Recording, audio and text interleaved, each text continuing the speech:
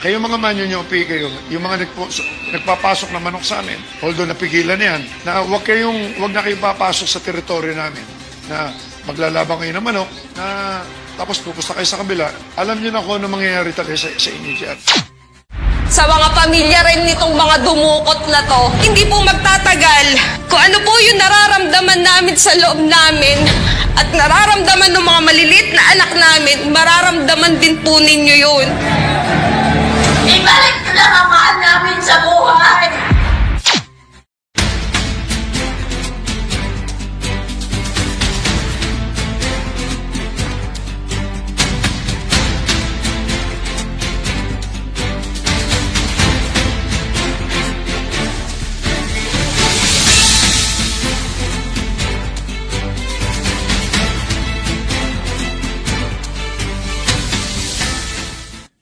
Isang nakakilabot na tagpo ang nadiskubre ng mga otoridad kahapon sa baybayin ng Taal Lake sa bahagi ng Laurel, Batangas, kung saan natagpuan ang mga kalansay batay sa sinabi sa saksing si Dundon.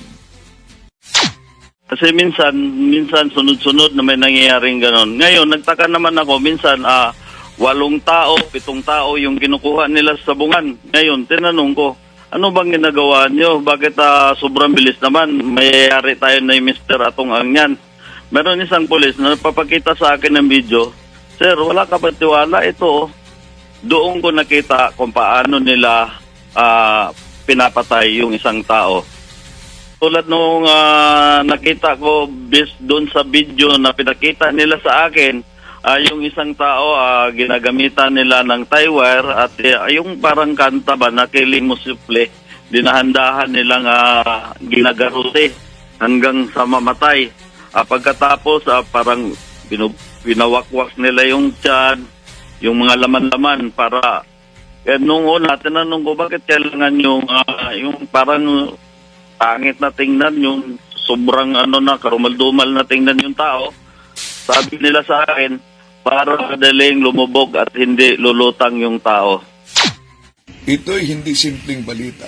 Ito'y isang malaking bangungot na bumabalot sa Pilipinas. Ilang taon na naghintay ang mga pamilya na nawalan ng mga sabungeros. Ilang gabi na walang tulog na. Ilang mga panalangin ang isinusuko. Ilang mga luha ang bumaha sa bawat pag-alala na hindi maaring mababalik na.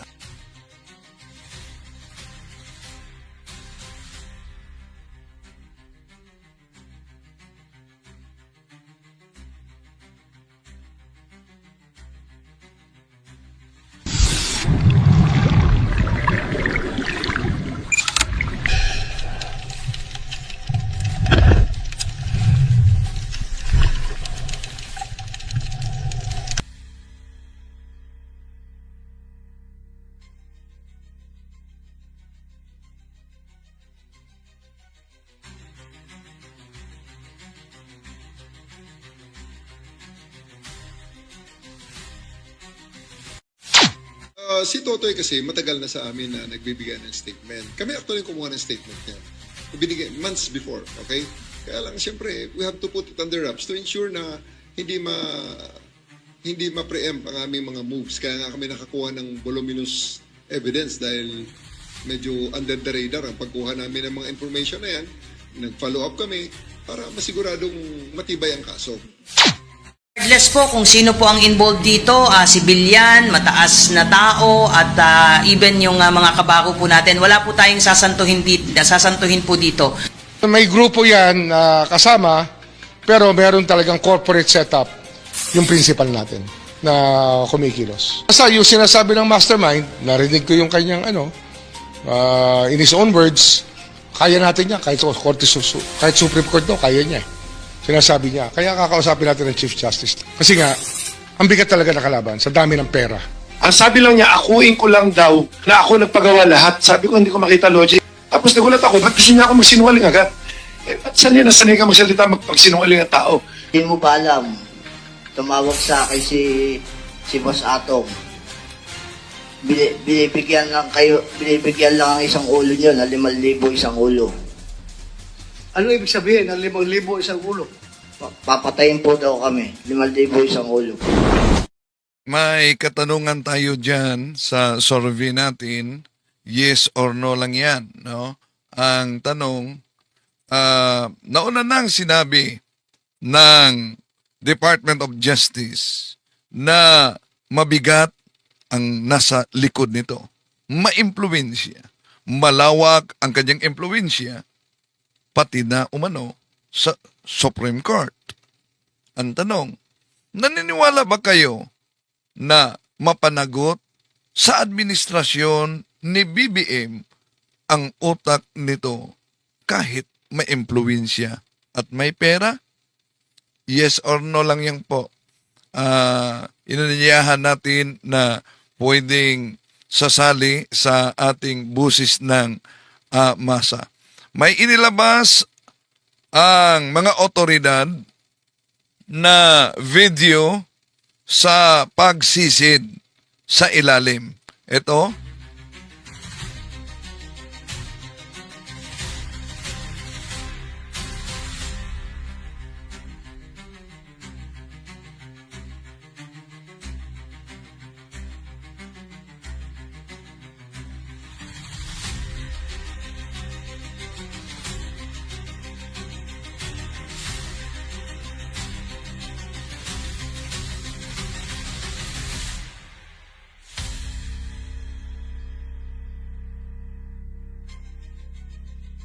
ito ang mga nakita nila sa video sa ilalim.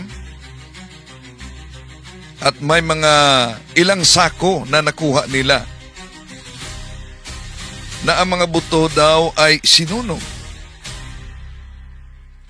Kaya susuriin pa ito, ang mga butong ito, kung ito ba'y kumpirmado na sa tao at magsagawa pa ng DNA matching.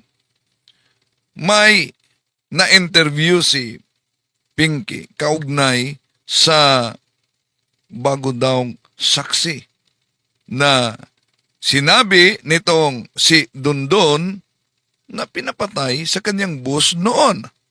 Allegedly.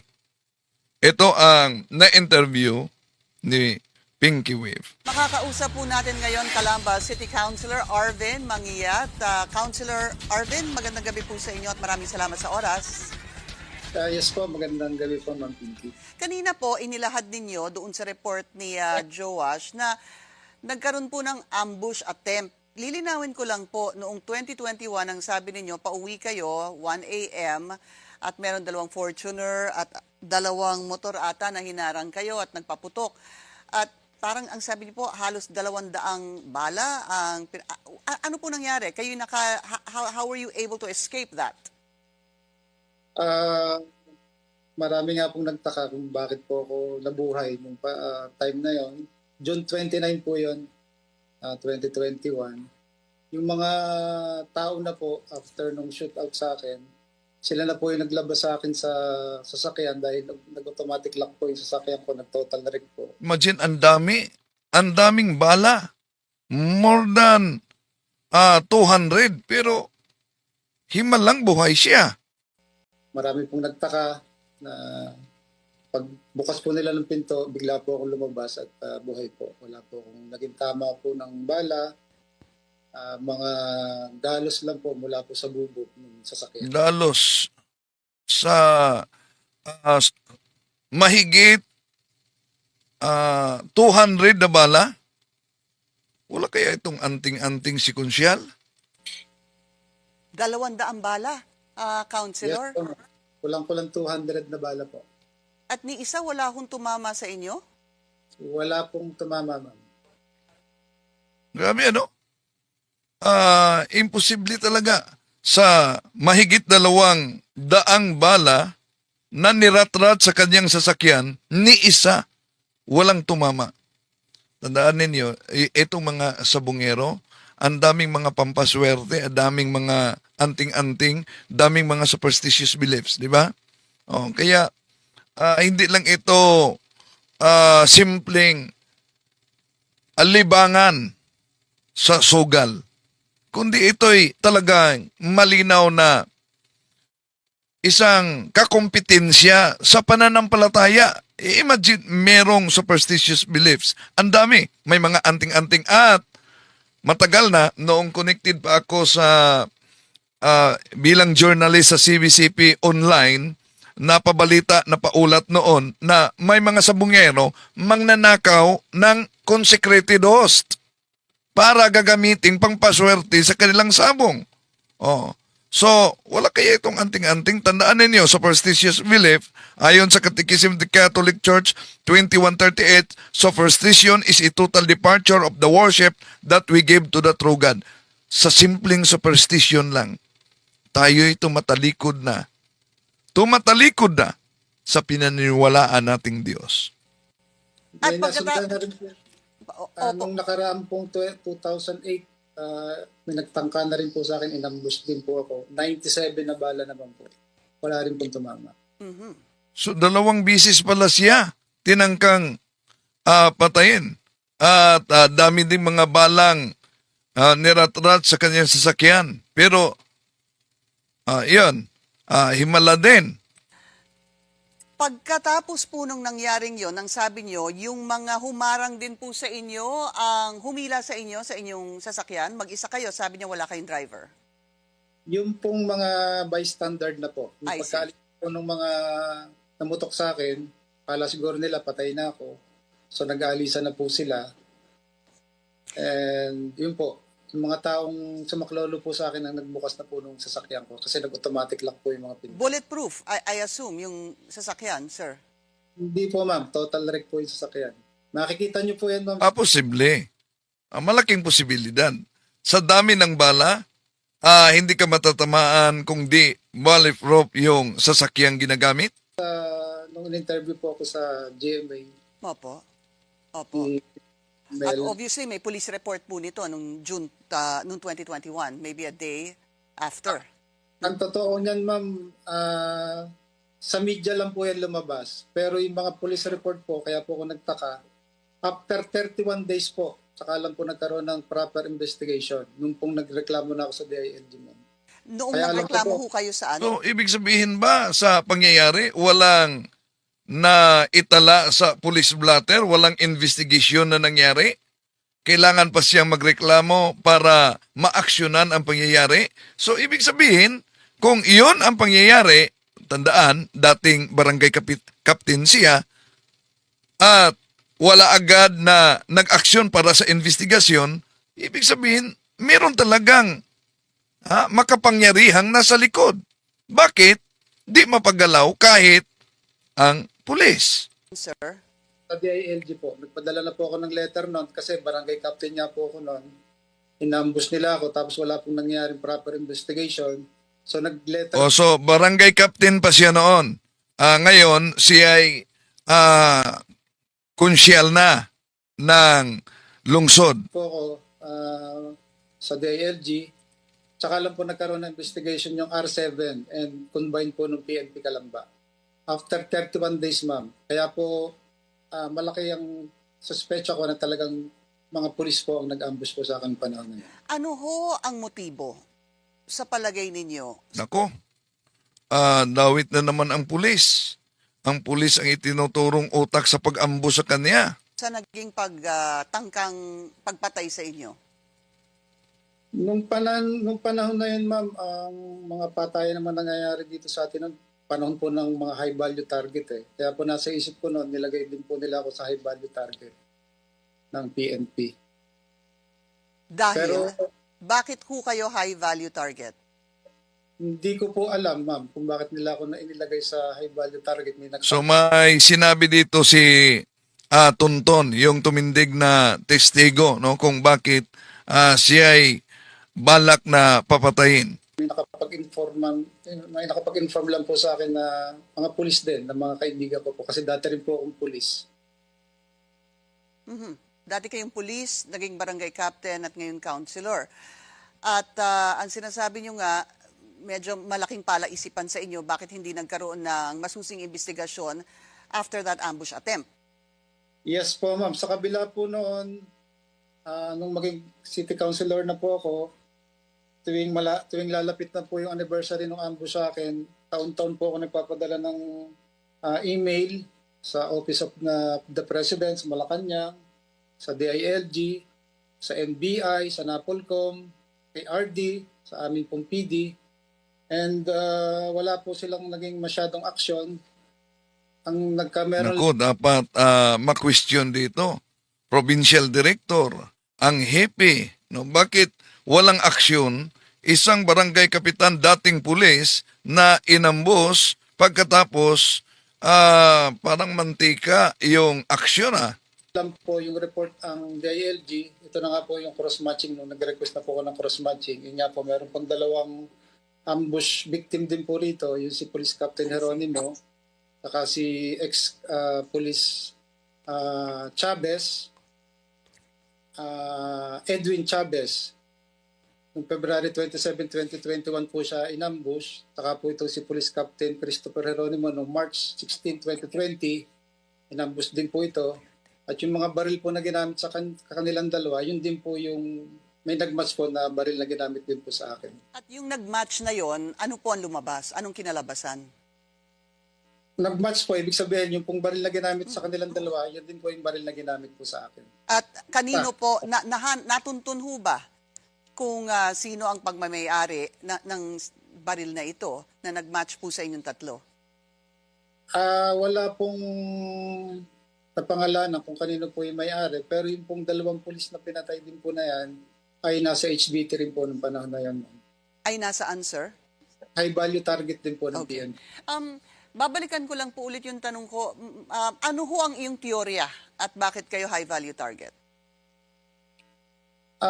Wala po akong idea mo kung bakit nila ako nilagay sa HBT kasi ang alam ko noon, ma'am, marami pong nailalagay sa HBT kahit wala naman pong kinalaman sa drugs, nilalagay nila para po pagkakitaan po ng mga tiwaling pulis po natin. Sila po nagpapalaki ng pangalan para ho may mga So may mga nangingikil sa inyo. Ganun ho ba? Noong una po, ma'am, meron pong tumawag, tatanggalin daw yung pangalan ko sa HBT. Hindi naman po ako pumatol dahil unang-una wala naman akong pambayad sa kanila. Okay. Pero involved ho kayo sa Isabong? Nag-online po ako, master agent po. At kapag master agent, para po sa kaalaman ng mga nanonood, ano ho ba ang trabaho ng master agent? Ano po yung finances na nakapaloob dito? Ano po yung kino-cover ng isang master diyan po sa Isabong? Meron po kaming pwesto na pinabibisita po sa pitmaster. So, aprobahan po nila yung pwesto namin. So, doon po nagkakameron ng isang malaking screen. Napapanood po ng mga magsasabong yung mga pinalalabas po sa Manila Arena. So, doon po nagkakaroon ng tayaan. Meron pong editor doon, meron at wala. May naunang pahayag si Dondon dito na pinaghanalaan ito na nandaya daw sa online sabong. Kaya may pahayag na mamaya hanapin natin yung pahayag na yan. Doon po namimili yung mga tao kung saan nila gusto tumaya. So yun po yung, doon po kami nagpapaload sa pitmaster para maloadan po kami, para yun po yung itinataya po ng mga mananabong po namin dito sa area po namin. Yung mga parokyano po namin na mananabong. At marami pong parokyano ang nanonood at nagbebet, sumusugal. So term nila parokyano ay parang religion talaga, di ba? Mapansin niyo yung mga sabungan tuwing linggo, ang dami talaga mga parokyano.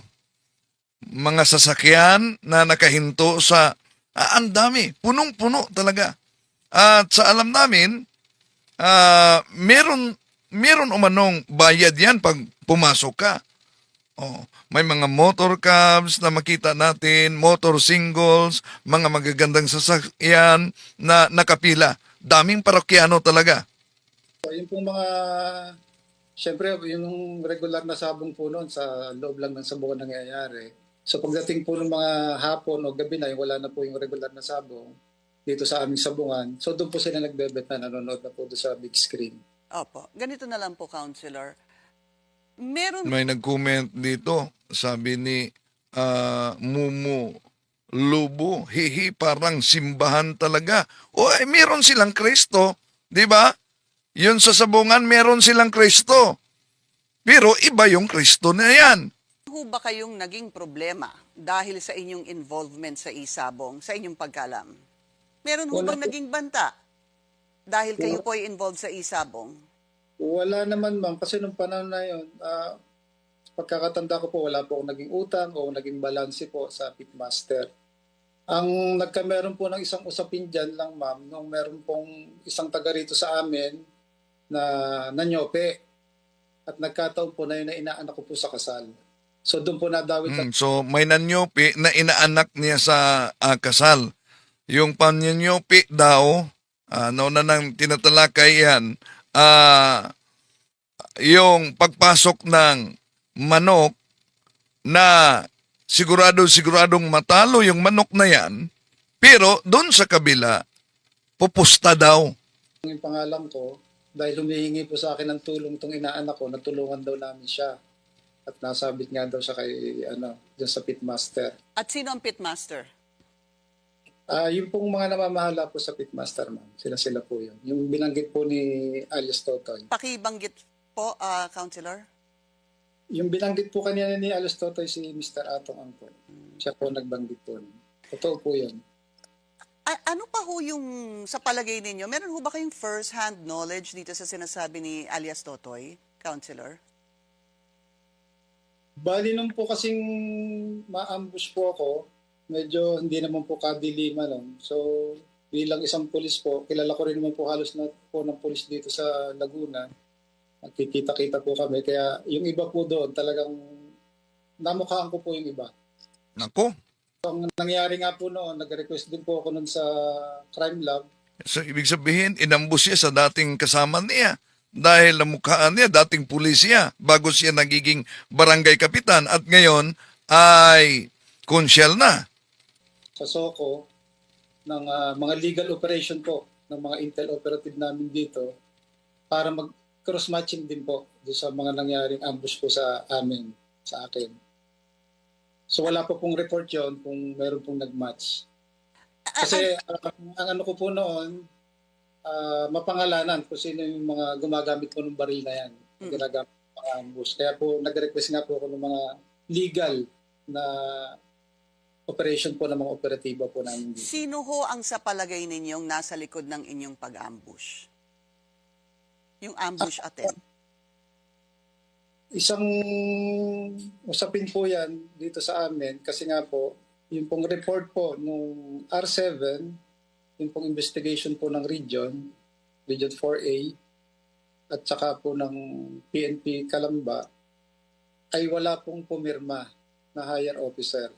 Kaya po ako nagtataka, ba't wala pong pumirma? Kaya hindi po nila mailabas yung report. Nako, lagot ngayon. Meron ng mga tinanggal umano ayon kay PNP Chief General Nicolas Torre III. So siguro po yung mga dapat na pipirma doon, siguro po siyang may kinalaman kung bakit po hindi nila nilabas yung report.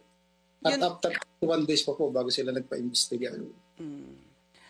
Kilala niyo ho ba si Mr. Atong Ang? Yes po. Actually, nakakarating po ako sa farm niya, sa Siniluan.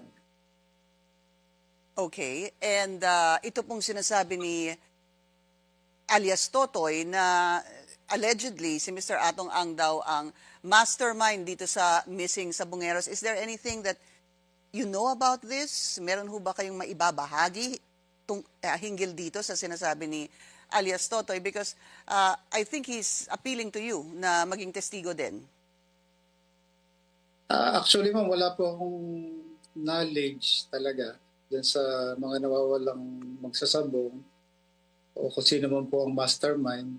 Pero yung mga gumagawa po dyan po mayroon po mga nagbubulong sa akin kung galing din po ako sa Intel Operatives na sila po yung mga nandudukot sa mga nawawalang magsasabong. Ano po ito? Mga pulis?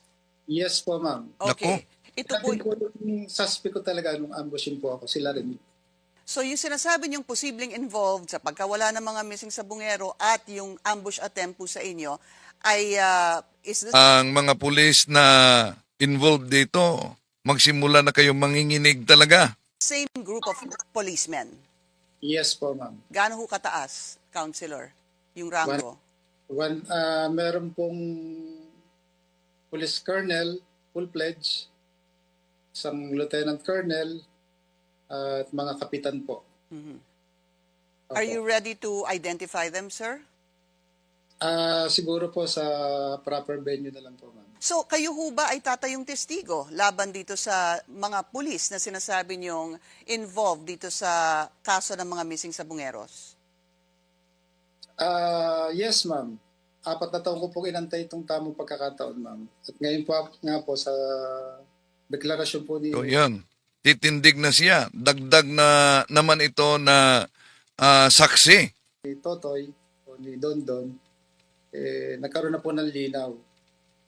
At kailan ang meeting nyo with Secretary Boying Remulla, Councilor? Ina-arrange ko lang po sa attorney ko po para po pag-arap ko po doon kasama ko na rin po ng aking mga abogado. Pero lilinawin ko lang po, no, bago tayo magtapos, ang inyong alam, as far as you know, are policemen. Hindi nyo po isinasama si Mr. Atong Ang. Wala ho kayong personal knowledge. Kinaklaro ko lang po. Yes, ma'am. Wala po akong personal knowledge, pero kung ano man po yung lumabas sa investigasyon po ng ating PNP, malaki po ang tiwala ko sa ating Chief PNP, kay General Tom. Wala siyang personal knowledge, pero sabi niya, may alam siya kung sino ang nandukot. Sa pagpatay, wala siyang personal knowledge. Kung sino ang nandukot, na sinabi niya na pulis daw, so yun lang ang kaniyang knowledge. Pare, at sa ating pong SOJ, kay Sir Remulla, na magkakameron po ito ng malinis at tapat na investigasyon para po mabigyan po ng katarungan yung mga ambush victim po dito. Actually, marami kami ambush dito eh. Siguro balitaan nyo naman yan. Dito sa Laguna, mga nilagay po nila sa high value target. Ang tingin ko po, ang nangyari dyan, doble kabig eh. Nilagay po nila ako sa HBT para sa reward money, tapos meron din sila matatanggap sa online sabong. Maraming salamat po sa inyong oras. Kalamba, City Councilor Arvin Mangiat. Yun ang interview ni Pinky Wib, mga kapatid. At kung balikan natin, no, naalala nyo ba yung isang police colonel na dumaan noon sa naging regional commander sa CIDG? Pinatawag yun sa Senate hearing ni Senador Bato. At dahil sa pag-amin na may tinanggap silang milyon para sa pagpaayos sa building galing kay Atong Ang, ay ginawan agad ng aksyon ni PNP Chief General Nicolas Torre ngayon ayon sa ulat. Kung mapansin ninyo sa Senate hearing, pansinin ninyo yung pagtatanong, di mo ba? Iba talaga, parang may tinatago dito si Police Colonel. Daw ay nag-volunteer na dukutin na lang yung mga suspect na yan. Yun ang sinabi ni Atong Ang sa hearing, na nag-volunteer siya na dukutin ang mga suspect. So, pansinin niyo, sagot niya. Nadinig ko po kanina. So, narinig mo lahat ng sinabi niya kanina? Yes, sir. Okay, you have the floor. Either you confirm or deny lang sinasabi ni Mr. Atong Ang. Sir, ganito po yun, sir. Last year, nung ako po nasa assigned pa sa NCR CIDG as the regional chief. Yan, nag-comment dito si Dinvi Election. Sabi niya, good afternoon sir. Kaya pala yung mga isda sa Taal Lake Mataba. Sabi ng mayor, apektado na umanong kabuhayan sa mga nagtitilapia doon sa Taal. Eto, balik natin mga kapatid. Matapos sinabi ni Atong Ang na siya mismo sa CIDG pa noon, regional office, ang nagsuggest na dudukutin daw ang mga suspect. Yung ano ba yung tawag sa sabong, no? Okay, nandadaya. Okay, tuloy natin. kakilala ko, kaibigan ko si Joseph Lumbad, and humingi sila nga ng tulong na because Joseph Lumbad is working for the Lucky 8 kasamahan po nila Mr. Atong Angser. And ang sabi ko, gawa po kayo ng letter request for police assistance. Yun na nga po yung set yung i-present po kanina at naka-address nga po yun kay General Ferro sa Director CIDG. And yun yung, kung naalala niyo po noon, Seth, no first Senate hearing, nasabi yun ni Attorney Santos na may request sila for assistance na kasama NBI at CIDG na ina-allege nung isa sa mga witness na malakas na daw si Mr. Atong Ang sa NBI, sa CIDG. Pero sa amin, Seth, for purposes na kailangan po naman talaga namin, kayo po sir, lahat naman tayo bilang pulis, for police assistance, intervention, kailangan may basis. Kaya gumawa po ng sulat si Attorney Santos from the Lucky 8 Corporation, address to Director CIDG, ako po ang nag-receive, and nag-usap-usap na po kami. Kasama na po noon yung NBI. That's the first time na doon nga po nagpunta kami minsan sa office na ni Mr. Atong Ang sa Mandaluyong, sir. At saka, sandali it was recorded during the last hearing Yes, sir. na si outgoing CIDG Director, General Ferro, was blinded by that operation. Hindi niya alam. Hanggang sayo lang ang coordination, hindi niya alam. Diba? Naggulat pa nga siya. Meron pala kayong operation na ganun ginagawa. Hindi niyo pinapaalam yung director ninyo. Sinabi ko po yung sa kanya kasi kung makikita niyo po, sir, yung letter request for police assistance addressed to Director CIDG, ako nasabi naman ni General Ferro po noon, sir. O, ikaw na no, yung bala. Sa NCR CIDG na, kayo na humawak. Kaya ako na po ang nag-receive, sir. And after the police operation, may Klaruin natin ha. Nag-delay si General Ferro na hindi niya alam yun. Tapos sa'yo, nagsasabi ka na siya nagsabi sa'yo na ikaw ang bahala. Yes, sir.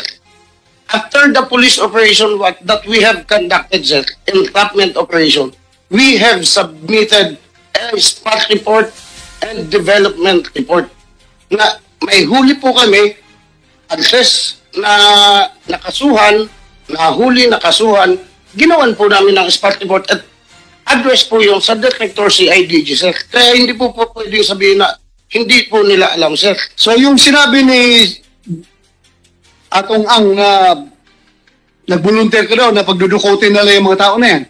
Yes, sir. Ganito po yan, sir. So, ayun. Dali niya talagang sinagot dito sa tanong ni Senador Bato, yung sabi ni Atong Ang na nag-volunteer ka daw na dukutin, ang sagot niya, dali-dali, yes sir, balik natin ha. Director CIDG, sir. Kaya hindi po pwedeng sabihin na hindi po nila alam, sir. So yung sinabi ni Atong Ang na nag-volunteer ka daw na pagdudukotin nila yung mga tao na yan. Yes, sir. Ganito po yan, sir. Sir? Ganito po, sir, ang kwento dyan, sir. Deklaro mo muna. Yes, sir. Totoo yan, sinabi mo during a meeting. Sir, hindi ko na po... Dapat sinabi niya na hindi totoo yan. No? Direkta, categorical question, but sinagot niyang, yes sir. Pero, sabi niya, di na daw niya yan maalala. Matandaan na kung nasabi ko, pero kung may nabitawan mo akong salita, pero pabirto man siguro, sir, hindi ko na matatandaan, sir. Pero nagkakaroon po kami ng case conference meeting together with the anti-cybercrime, with the NBI po, sir. Sandali, makinig ka. Ikaw ay hindi ka pa retired hindi ka pa malimutin. Words like that, you cannot just easily slip by your mind. Yung sinabi mo na nag-volunteer ka sa kanya na pagdudukutin lang natin yan, sir. True or false? No, sir. Ha? No. So, true or or false? Ang sagot niya, no, sir. Yes, sir. So nagsinungaling si Atong Ang. Di ko na po matatandaan, sir. Okay, parang takot yata siyang sasabihin na nagsinungaling si Atong Ang dito. Dahil sabi niya, di na daw niya matatandaan. Malinaw yan, categorical questionan. Nagsinungaling ba si Atong Ang nang sinabi na siya mismo ang nagsuggest na dudukutin na lang? Pero ang kanyang sagot, di niya matatandaan daw. Huwag kang selective, ha? Selective. Permission to make statement, Ha? sir. Nag-out ka, ha? Yes, sir. Police kernel ka. Yes, sir. Dapat responsible ka sa lahat ng pinagsasabi Opo, mo. sir. So, Permission to make statement, sir. false. Nagsinungaling si Mr. Atong Ang. Ako, sir, sige, di ko po kayang, di ko naman na matatandaan lahat, sir. Di ba categorical question naman yon? Nagsisinungaling ba si Atong Ang? Ang sagot niya, di daw niya matatandaan. Anong di matatandaan? Na sinungaling si Atong Ang o hindi? Kasi, after our case conference, sir, pinag-usapan nga po namin, Sige, pinanyo. pinag-usapan po namin noon, sir, together with the anti-cybercrime, with the NBI, nag-sharing nga po kami. Kasi, nag-sharing kami, ito ang target. Within NCR, Metro Manila, sir, sa amin, ng NCR CIDG, napunta yung mga target na involved sa cloning. At kasama ko noon, yung anti-cybercrime. Yung outside Okay na yun, settle na yun. Nagkandak yan ng operation, pati NBI, Yes, sir. request na siya sa Outside NBI, Manila po, sir. nagkandak operation, positive results. Yes, sir. Legal lahat yun. Yes, Walang sir. problema, di ba? Wala Opo, tayong sir. nakita problema doon, legal lahat yun. Ito na namang sinabi niya kanina na binigyan kanya ng 1 million. Yes, sir. Yun. Ito, kaya nga napaulat na inaksyonan agad ng PNP sa pamagitan ni PNP Chief Nicholas Torre III, ang pulis na ito na umamin na nakatanggap para sa pagpaayos daw sa kanilang building. Tinanggap mo. Sir, may letter request po kami. Kasi, even, totoo yung sinasabi ni Mr. Atong Ang, sir, na even nung ako'y nasa CIDG, talagang kulang ang gamit din ng kapulisan. Alam mo Okay, po yan, sige. sir. So ang tanong dito, tinanggap ba niya? No? So nagpaliwanag agad siya na sa panahon 'yon sa CIDG daw kulang ang budget sa kapulisan. Tinanggap mo. Nag-donate siya ng computer, sir, 10 laptop. Okay. Tinanggap po namin nung nasa Laguna ako, sir. Gaano kayo ka-close ni Mr. Atong Ang? Hindi kami ganun ka-close po, sir. Ilang bisis lang kayo nagkikita?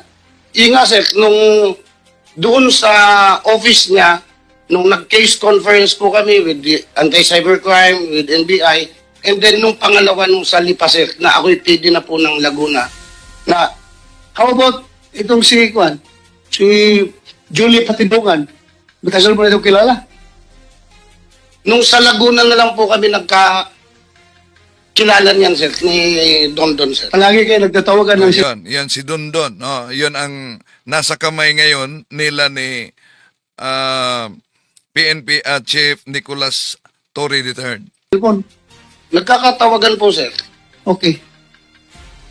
Si Mr. Atong Ang may sinabi pa kanina na gusto mo daw siya magsinungaling na pinapaangkin mo sa kanya na siya ang nag-finance, nagpagawa ng building ninyo. Tumulong po, sir. Totoo yan na gusto mong magsinungaling siya.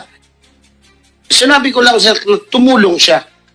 Ang katanungan, very categorical talaga ang tanong, no?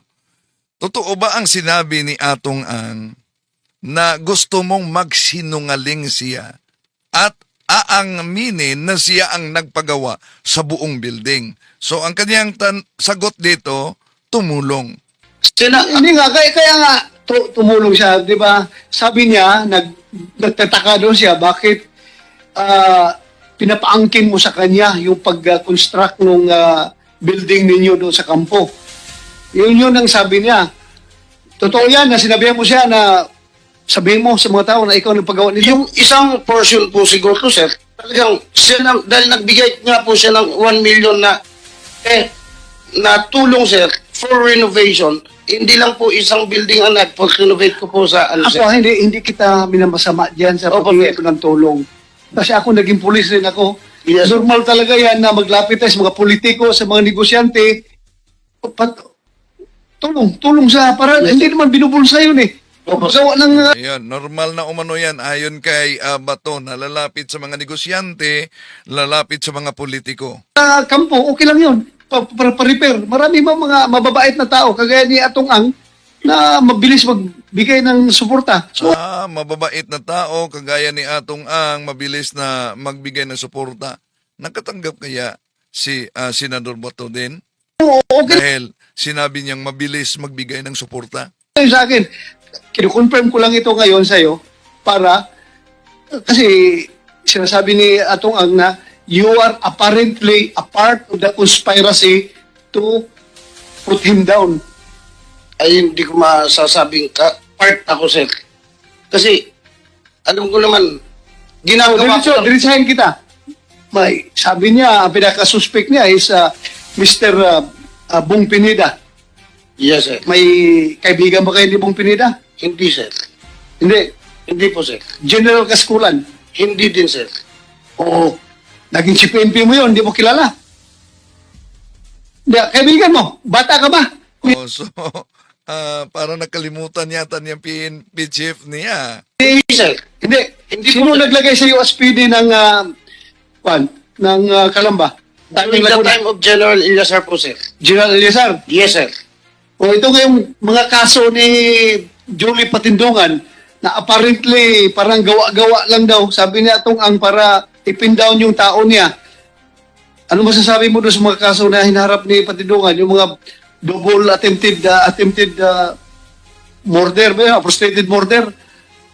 Wala akong masasabing may kinakap. Hindi po time yon. Hindi po, sir.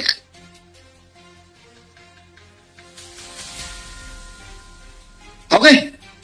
Sige. Yes, sir. Satisfied ka, Mr. Atong Ang? Kung magtanong ka, you direct it to Your the Honor. chairman. Senyor, Ano na magsatanong sa Honor. kanya? Ano ko lang dito? Number one, yung sinasabi niya selective ang isip niya, ang utak niya, nung ano po na sabi niya, hindi niya matatandaan. Binita, binanatan agad ni Atong ang kernel dito Sinabi niya ang tutukutin. Nung sinabi niya po yun, kaya ang daming accomplishment na nahuli dahil hindi nga ako pumapayag sa ganyan. Pwede niyo, kung sinasabi niya, hindi niya matandaan na sinabi niya, pwede niyo natin tanungin yung NBA dito, baka narinig. So, dito, sa hearing na ito, nabanggit ang NBI. Kahit na nitong si Police Colonel, nabanggit din niya ang kaugnay si NBI. Si Atong Ang din, nabanggit niya ang NBI. Pero sa pagpakikinig ko kay yung Tonton, di ko na banggit yung di ko narinig na binanggit niya ang NBI, pero may reaksyon si NBI Director Santiago na dapat umano ituro sino sa kanilang ahensya ang involved dito, no? Pero napansin niyo yung video na lumabas na para bang may banta si Atong Ang, di ba? Binanggit niya ang sa NBI din. Tuloy natin. Ang mga tao ko lahat kasi narinig eh. Number two, yung ano po, Your Honor, yung sa Laguna, sa Lipa, yung sinabi niyang halos tapos na yung pinakita niya sa akin picture. Hindi siya humihingi ng pera nun, nag-donate lang ako. Ang sabi lang niya, akuin ko lang daw akuin ko lang daw na ako nagpagawa lahat. Sabi ko, hindi ko makita logic. Kaya tinawagan ko si Atty. Carol. Kasi si Atty. Carol lang kakilala nila, tsaka si Joseph eh. Never ko siya kilala, kaya siya sabi ko, nakita ko lang siya once, twice nung lumapit, hindi ko alam pangalan niya eh. Natanda ko lang mukha niya. Nung nakita ko, ikaw pala pwede ngayon, Colonel. Tapos nagulat ako, ba't gusto niya ako magsinungaling agad? Ba't sanay ka magsalita magpagsinungaling ng tao? Yun na ano ko. Tapos nalabas ng mga testigo mo, puro nagsisinungaling. Alam naman natin, dadamay mo pa yung mga pulis, di ka naawa. Kasi utak pulis din ako eh. Pareho tayo eh. Nakita nyo naman, Your Honor, di po ba? Nakita nyo naman siya magsalita. Kernel ka, PD ka, hilaw ang salita mo. Ito ang terminology na natin. Thank you for that. Anong reaction mo? Sir, yung sinasabi na makakalimutin ako, siguro sir, sasabihin ko, slip of a tongue. Slip of tongue umano, yung makakalimutin siya. So, ibig sabihin, nawala na yung parang amnesia. Kasi sir, pero kung talagang didiretsuhin kung yung sinasabi ni Mr. Atong Ana, dukutin, hindi sana ginawa ko na sir, ba't pa kami nanghuli? Nanghuli po kami. Ito ha, hindi sabihin nga, posibleng nadukot dahil nga mayroon tayong nahanap ngayon na 34 na tao. O sir, pero wala Kaya po akong nga, kinalaman. very crucial yung statement mo na pagdudukutin na lang natin mga yan dahil nga may nahanap tayong 34 na Yes, tao. sir. Pero wala po akong kinalaman doon sa... Ang pinag-usapan lang namin doon, sir, yung involved sa cloning and nahuli. So, kung yung involved sa cloning, dudukutin, delikado na yan. Illegal yan. Walang warrant of arrest. Walang search warrant o warrant of arrest. Po na amin yon nakasuhan. After that, wala na po kaming kinalaman, sir. Ito Cloning operations yun. cloning operation lang, sir. Okay, we'll pick that up later. Meron tayong kaso dyan. Mag-update na sa DJ about that. So ano pa? Wala na po, sir. Thank you. Opo, sir. Okay, yun, ang mga kapatid. So, tutukan natin ito, kung maalala ninyo, na bago lang naglabas ng video sa pagsisid doon sa Taalig. Ito.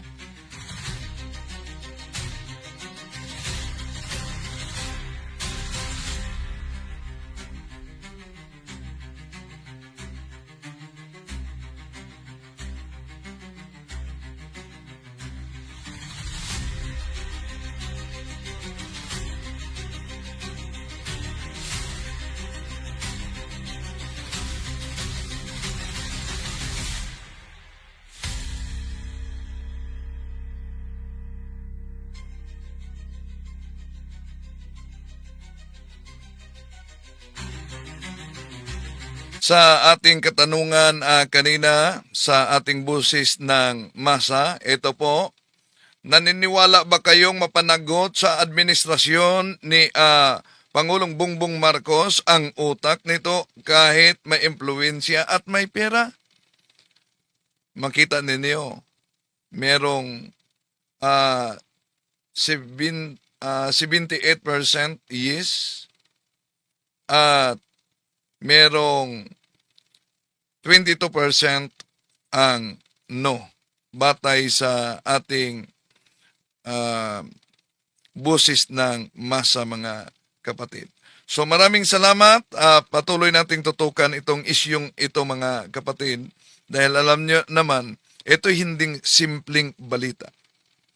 Ito isang malaking bangungot na bumabalot hindi lang sa mga pamilya na nawalan ng mga miyembro na umano'y mga sabungero, kundi ito'y isang bangungot na bumabalot sa ating bansa.